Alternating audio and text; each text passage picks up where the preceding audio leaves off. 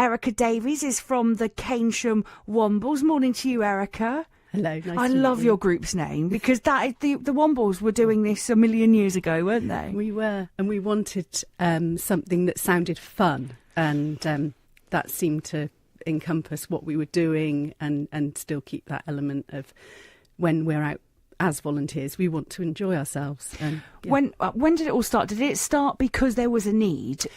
Yes, I mean, I have a dog and I was out walking the dog around Keynsham, and every time I went out, me and my husband, we were coming back with more litter than we could actually carry.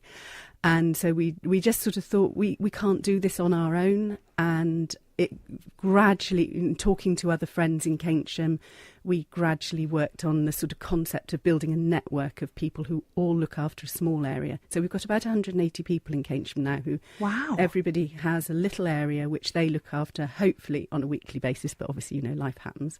The idea being that if an area is clear of litter, less is likely to get dropped.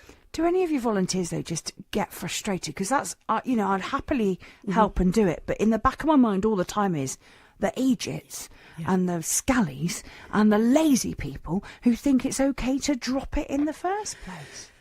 Part of what we do at Keynsham Wombles is trying to change attitudes. So we had a big meeting just over a year ago where we got together groups, across youth groups, not that I'm saying it, the youth, because it's not just young people who drop litter, it's across our whole society.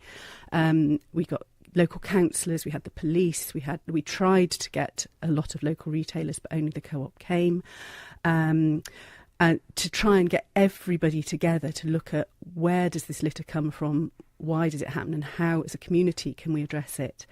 And we're calling that project #NoPlaceForLitter, and we've been working over the last year to try and look at how we can create a model in Keynsham so that then that could be replicated in other areas, because we believe what we've got in Keynsham is really good. We're not saying we're the only people who do it. No. We've got this model that we think. And I love that help. idea that if an area is regularly kept clean, that sort of dissuades people from dropping. It works where people are walking. It doesn't work where people are driving cars. Okay. Which is another issue altogether. Yeah, absolutely. And I know you do litter pecking at the Keynsham Festival as well, don't you? We do. We are the official Keynsham Music Festival litter pickers, and each year we work with the festival organisers to try and improve what we're doing. And last year we started having a closed-off area where we were recycling, because obviously in a festival situation it's really difficult to stop the recycling getting contaminated,